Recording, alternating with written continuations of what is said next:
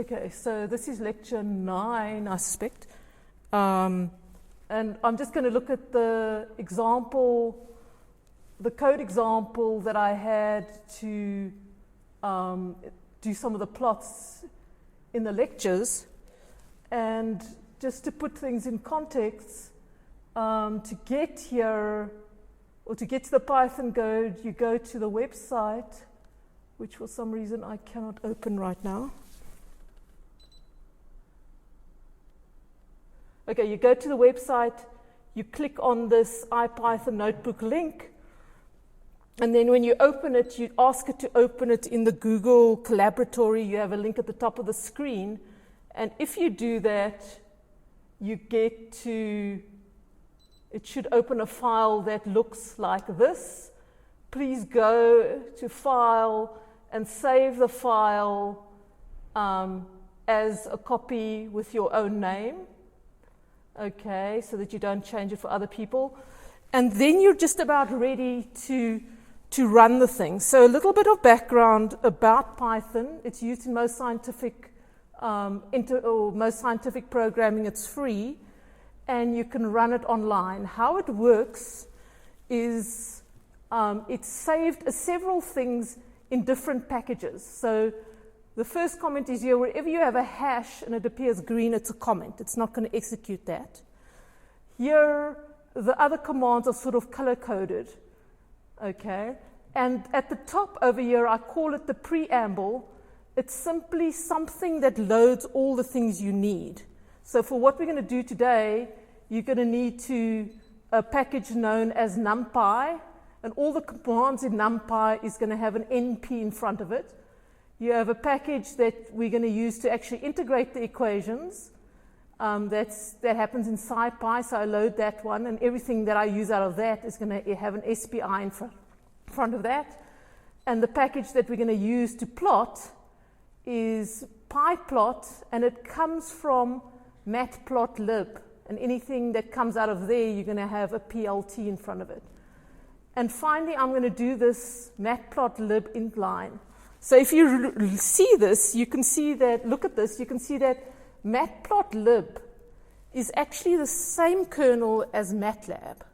What they did when they started building Python is initially MATLAB, before the company came and started selling it to you, it was an open source coding project where many people contributed to. They combined it, and then it was available to everybody.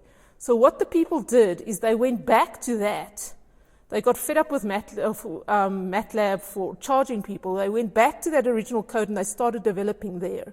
So a lot of the syntax and stuff that you're going to come across in Python is in fact directly related to MATLAB. Okay, so that's why it's so easy. It's very easy if you know MATLAB to go to this and vice versa. Okay, there are a few things that change that you're going to be able to pick up from my example. So that's the background of Python.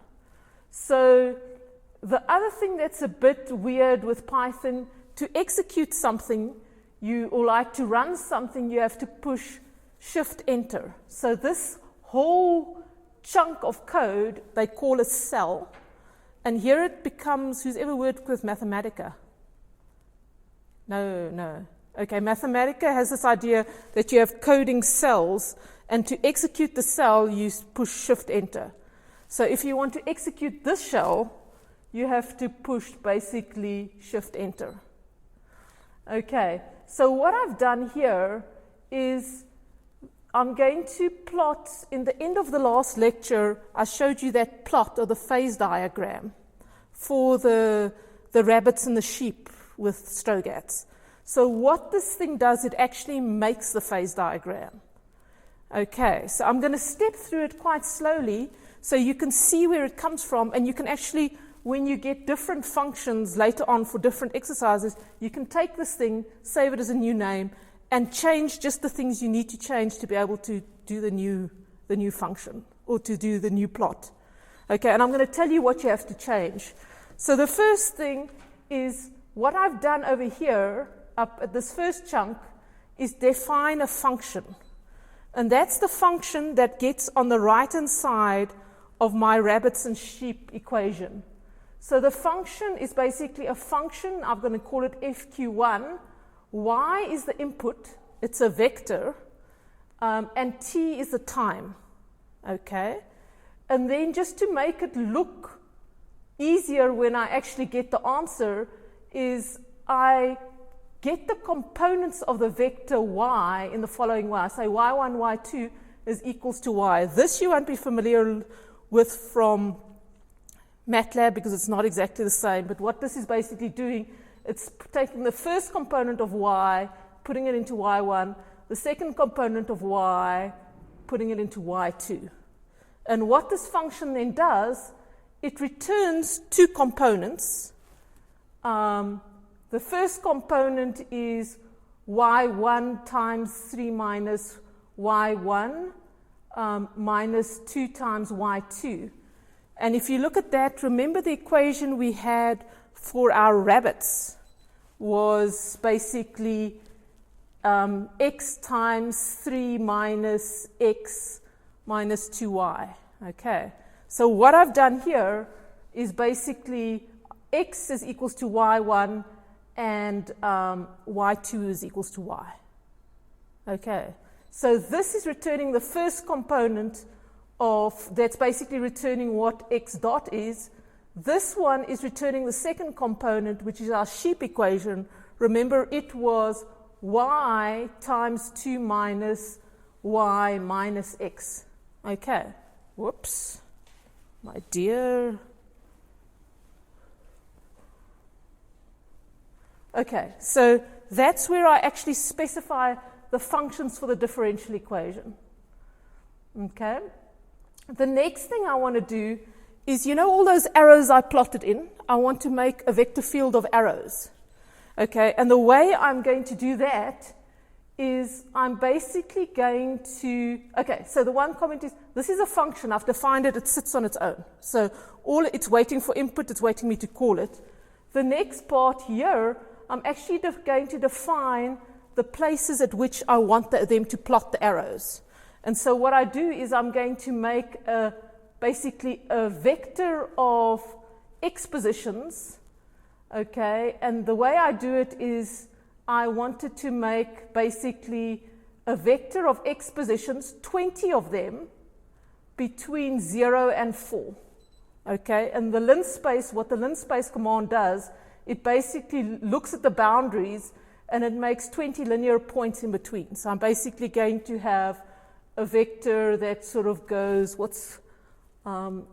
times 2 is 2.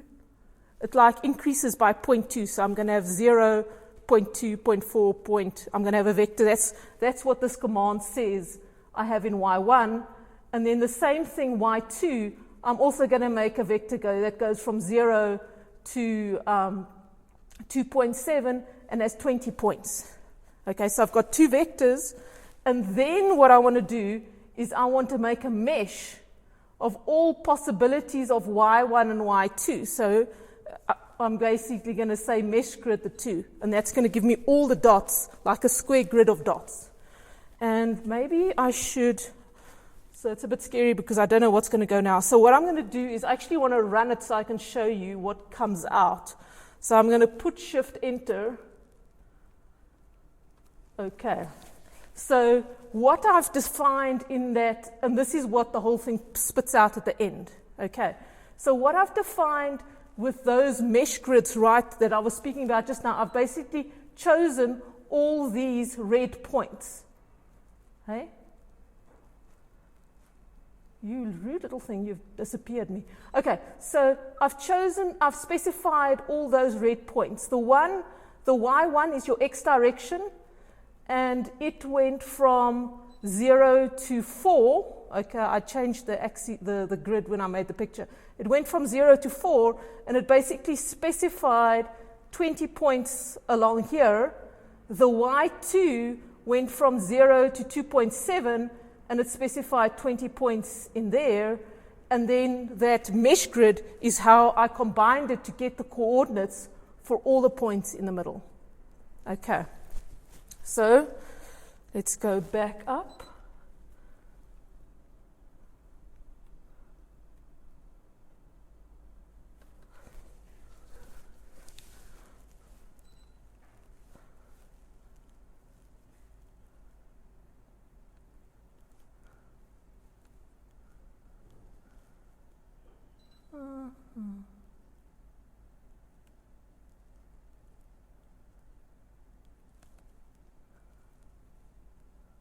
Okay, so that's what I've done. I've basically set up the grid for plotting the vector field. So what I'm going to do next is I actually want to plot the arrows. So what I do is I say at times t equals to 0, that's just for later, I'm going to initialize the vector field. And by initialize the vector field, I'm basically going to create something that's going to store the arrows at each point. And so to do that, I'm basically going to have two coordinates, u and v, and I want them to store the x and the y component at every individual point. And so they're basically going to be huge matrices the size of this new mesh grid.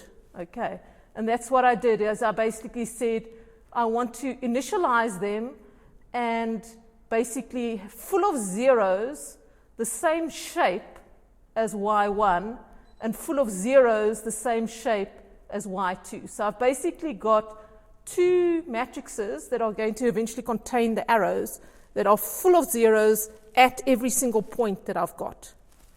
Okay, and just the other thing that I've done is I've defined the number of rows and the number of columns as the shape of y1, and this is almost not necessary because the number of rows and the number of columns I know are just 20. Okay, so if you type this thing out, you're going to find that it's 2020. Right, so I've done that. So now I've got a whole bunch of zeros for each point. So what I'm now going to do is I'm going to go and compute the vector at each point. So I'm going to go from 1 to ni, so the number of basically rows in the matrix we have, and for j equals 1 in range nj, which is the number of columns that we have. And I'm going to basically set my x and my y coordinates to be the x and the y coordinate at that point. Okay, so I'm basically, over here, I'm looping through every single point in those red dots that I saw. At each point, I say, to make my notation easier, this isn't necessary. I just say, let x be equals to the first coordinate and y be equals to the next coordinate. And so I have that. And then what I do is I compute y prime, which is basically the thing that will be on the right-hand side of my differential equation, by calling this function that I defined up here. Okay, so at each point, I'm going to compute y prime, and it's going to give me back a two-component thing that is computed by taking this x and y as input for this function and the time which doesn't enter, and it gives the answer back. Okay, so then I'll compute y prime, which is effectively the arrow. It'll give me the two components, and so here I then, for each point, I go and I store the first component in u for, say, at the point ij, and the second component in v at the point ij, and so there I have the two. Questions at this point? Okay, is it helpful to you? Yes. Okay. So the prime is like a built-in factor. The what? The prime. No, the prime I defined over here. The y prime I defined as the output from the function. Or at the time t. At time t. One thing I can say, this is not, Python is a higher level language like MATLAB. You don't have to go, for the people that have programmed in like C, you don't have to go and define the type, the thing. It automatically goes to the function, realizes what it does, what it's going to give back, and then it tells itself what it's going to be. So it's quite easy to program in, which is why a lot of people use it. Okay, so it's a high level thing. But here, this is the first time I will use y prime. Okay, and because I've put y prime equal to this function, it says, I'm calling the function, let's see what it returns, and then it immediately knows it's a vector of two functions that's come out, and then I can actually get hold of the various components of y prime. Here you see it on the right-hand side. That's the first component, that's the second component. Python counts from 0. The first component is always 0. I'm not sure. Sometimes I get confused. You must always check when you use a program where the index starts, but Python starts from 0. Okay, so it's the first component. This is the second component.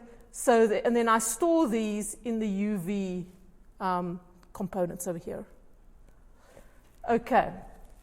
Now I've basically got the components for all the arrows.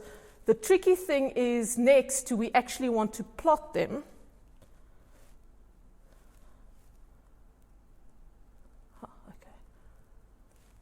Okay, so there we go. I've stored all my components. I want to plot them. Okay, so the first thing I want to do is I want to create a plot, or if the plot is there, I want to clear it. And this you'll recognize from MATLAB clear figure, CLF. So here you see it's calling it from the plot package, which is the matplotlib, which is the MATLAB's thing, .clf, so it's going to clear the figure.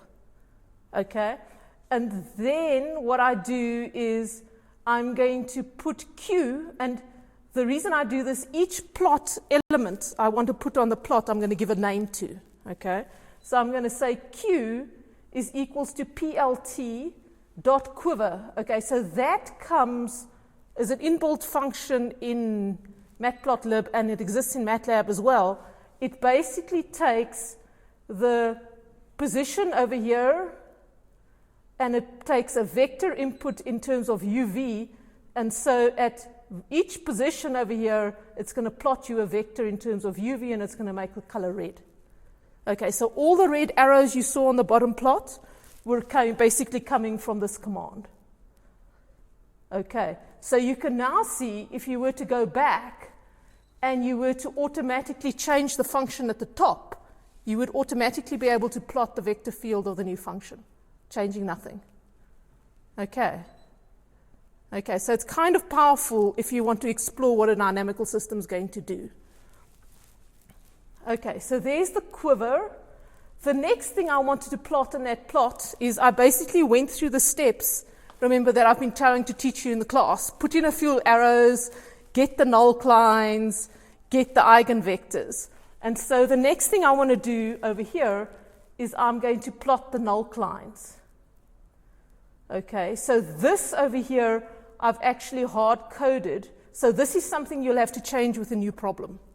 Okay, so here I'm going to go plot the nullclines, and once again it is plt.plot, so it's just the ordinary MATLAB plot, and then I'm plotting y1, comma 3 minus y1 over 2, comma g, and that'll plot it. Okay, and I give it, I don't even have to specify what range I'm plotting. Okay, so that's all I give it, and it will plot me a straight line. And y1, remember, up here is a vector. It's the numbers between 0 and 4 that's increased by 0.2. Okay, so that's why I don't actually have to specify the range in the plot. So it's exactly like the plotting in MATLAB. Okay, so here's y1 that's been specified up there, and I'm going to use it again, and I'm simply going to say it's basically x times 3 minus x over 2, and I'm going to plot it in green. And the second nullcline is the second nullcline when, what do you call it, the sheep dot, what's it, yeah, the second one, y dot is equals to 0, and that is simply y1 versus 2 minus y1. Okay, so that's going to be the second green line. And then the final thing that I want to do is this is just information about the plot. It's the label is x, and the label is y. The nice thing about Python is it uses latex labeling. Okay, so you can make smarter graphs. It's easier to make smart graphs over here. And then the next thing is here, you can see once again, whenever I'm talking about the plot, it all has this PLT in front. You'll know that recognize the X label, you have it in MATLAB 2, Y label, you have it in MATLAB 2. This PLT, the X limit goes from 0 to 3.5. The Y limit goes from 0 to 2.5. And so there we go. Okay. So what I've done up until this point, let's see if I can get the picture back. Okay, so what I've done up until that point is so far I've put in the red arrows that came with a quiver, and then I put in basically these two lines, my Nullclines over there. Okay, and so what I want to do next is I want to plot these trajectories over here. Right, so you remember in class I said once you put the Nullclines on, you've got to do your linear analysis, you've got to put in the eigenvectors by hand. You can do that. I haven't done it on this plot, but you can do that. But then after that I said I wanted to plot the actual trajectories. Okay, and I said you can guess at them by hand, which is what I expect, but this program gives you the exact ones. So I'm quickly going to tell you how they do that, as well as these black lines. Remember I said these are the things that go into the stable manifold of your saddle. Okay, and these are the lines that separate the trajectories that are going to go to this fixed point and the trajectories that are going to go to this other fixed point. Okay, so let's go back up. Okay, so here we've done it. We've put in the x and the y on the axes. Now I'm going to go, and you can see my comments. I try to comment it as fully as possible, which is very hard for me, and which is something you should do, and I never listen to myself. I'm going to plot in several trajectories, okay? So the first thing I want to do is I have to specify basically the times along the trajectories at which I want output.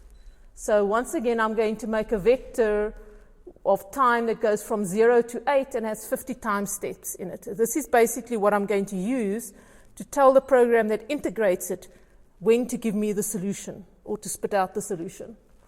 Okay, so that's my time span.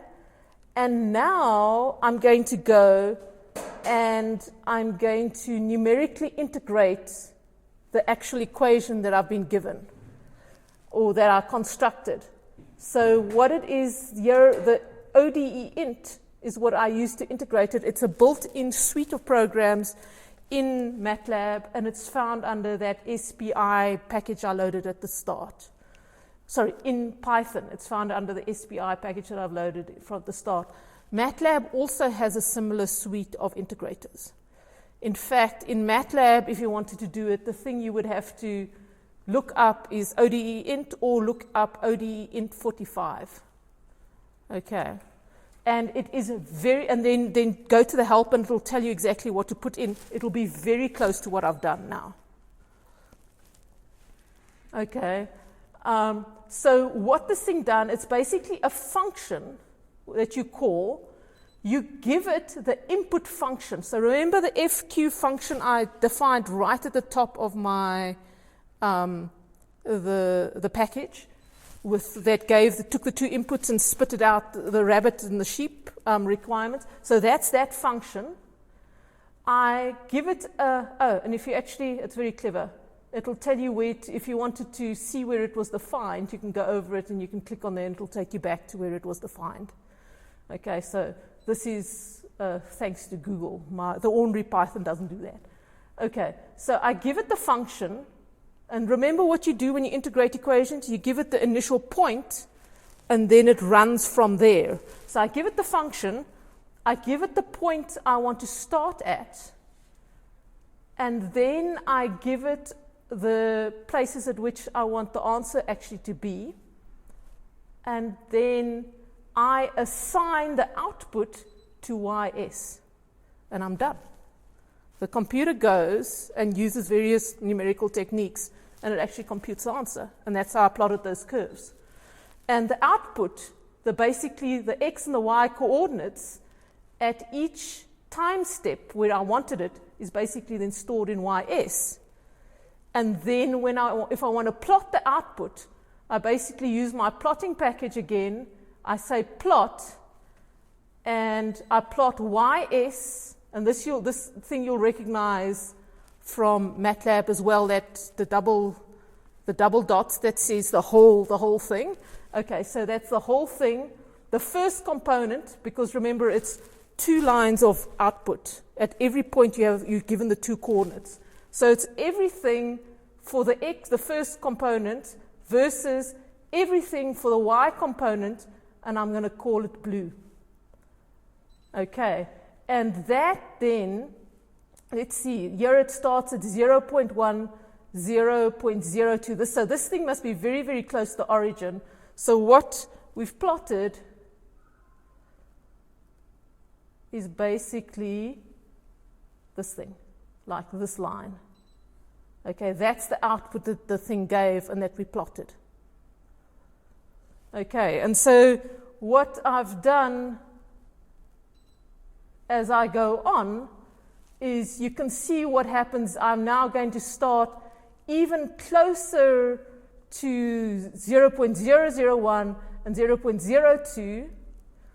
So I plotted another trajectory. You can see the only thing I've changed between the two now is my starting value. Okay, so I've got another starting point. I tell the ODInt function to get the answer, and then I plot it. Okay, and it's a bit of sloppy programming, but I'm reusing the YS, right? So basically the YS output that was there, oh goodness, was now rewritten with a new answer, and then I plot it. Okay, and then you can see the other things over here. So here I started this trajectory at x equals 3.5 and 2.2, so it's way up in this corner. Okay, so this is the one that's now that trajectory that I'm plotting. So I tell the ODInt function to integrate it, it integrates it, and then I just plot it. Okay, and so this is another one, that's the blue, and you can identify sort of, you can change these colors. So suppose I were to make this one, let's just say black, yeah. Black. What's black again? Blue? Black is? Huh? Oh, you're going to give me an error.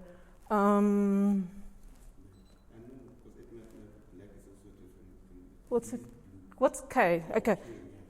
Anyway, so I say K, I push Shift Enter.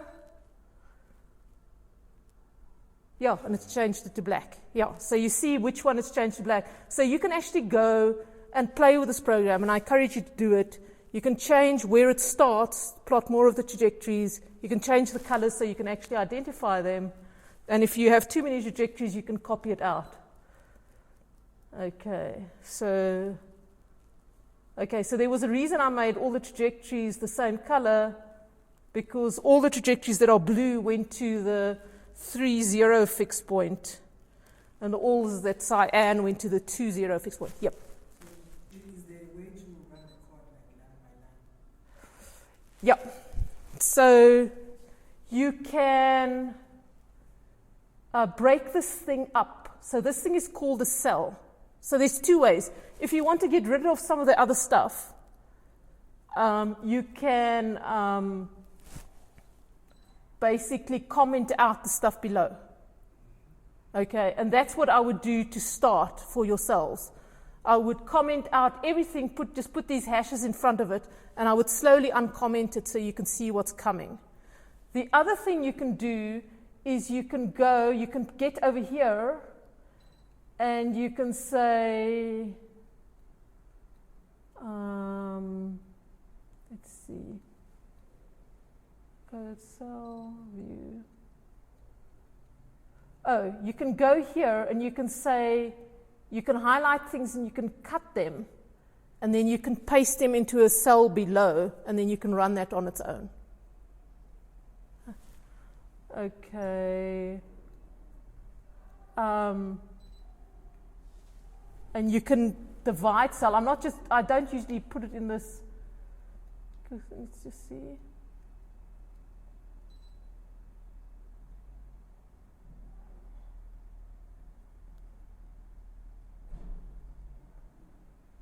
Okay, so the simplest to start would be to comment everything out and start uncommenting it line by line. You can make a new cell, and whenever you push Shift Enter, you're running just the things in that cell. So that you can also do and comment that, and then see what that happens. I'm just reluctant to mess the thing up because it's not easy for me to fix while I'm looking on the screen. And you can actually, there should be,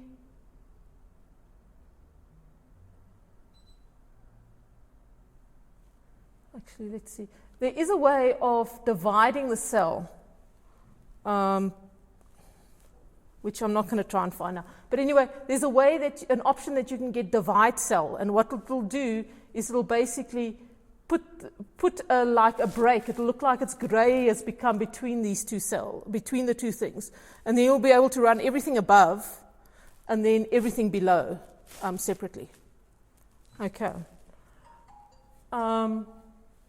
So all these things you can see are plotting the different trajectories, so the blue ones and then the cyan ones over there. Here, I want to plot the separatrix. Okay, so what I want to plot is this black line over here. Remember this is the saddle, and remember the eigendirections for the saddle that pointed inwards are basically tangent to this black line at the point, and then you had another eigenvector that pointed outwards that lay between the two green lines. Okay, and so I want to plot this black line that separates the two basins of attraction. So the basin of attraction for this 3, 0 is everything that's blue. Any trajectory that starts over here, basically under this black line, is going to go to this basin of attraction. Any trajectory up here is going to go to this 2, 0. And so I wanted to plot this line over here. And the way you plot that line, they call it the separatrix that separates the two basins of attraction, is I basically wanted to make I made two new time spans. And the reason I made them differently is, I want to integrate backwards in time. So these integrators permit you to do that as well. But all you have to do is you have to specify negative times, that it goes, that you output the thing. So I basically wanted to go from 0 to minus 16 because I wanted to get all the points that come to that saddle. Okay, so I specify these new time spans over here. I specify the initial condition, and the initial condition here is a little bit more tricky. Remember I said to get this trajectory that comes in along the eigendirection, I have to go out a little bit along the eigendirection. So remember the eigendirection that I actually computed was the square root of 2 and minus 1 was the eigendirection of the unstable manifold, if you go back and check. So that's my eigendirection over there. And so what I'm going to do is when I integrate the black line, I once again use that ODE int. I once again tell it the function. But then when I have to specify the initial condition, I'm basically going to specify the coordinate of the saddle, 1, 1, plus a small number, which is 0.1, times the eigendirection. Okay, so I'm just taking a little step along the eigendirection away from the saddle, and then I tell it to integrate it, but I tell it to integrate with a minus backwards in time. And that's then what gives me, say, that line over there, okay, because I had plus going out. And then over here, the second line comes from also the saddle point, which is 1, 1, minus, so I'm pointing now in the other direction over here. So I choose my initial condition just to be 0.01 along that direction away from the saddle. I integrate backwards, and then I get, it goes all the way to the origin. Okay, so then I basically, that's my separatrix that I've plotted over there. And then the final thing is I actually wanted to go on, and I've commented this out, but it's also quite useful. You can just uncomment it. If you want to save this picture as a PNG file to print out, then I just say save and I give it a file name, and that's that. Okay. Crash course introduction to Python. what I recommend is you go home and try it. You see, there's no installation that you can do here. The only catch with running it online, for this small program, it doesn't make a difference. If you run larger ones, then it might take too long. Okay. Then you can download Python. It's free, but it takes a little bit more energy to do. But just like quick things like this, you can do easily online. Do you mind setting up a link to download the actual type of Python on the website? I see the link is dependent on which kind of operating system you have. And I run Linux. Okay. So the best will just be type in your operating system, type in Python, and then they'll give you instructions. It's a very user-friendly program. It's so they should be quite clear. Okay. But to get started, first try it just online. Because that to me is very, very easy, and it's actually quite a robust system. And the way it's been set up is actually surprisingly nice. Okay. Yes?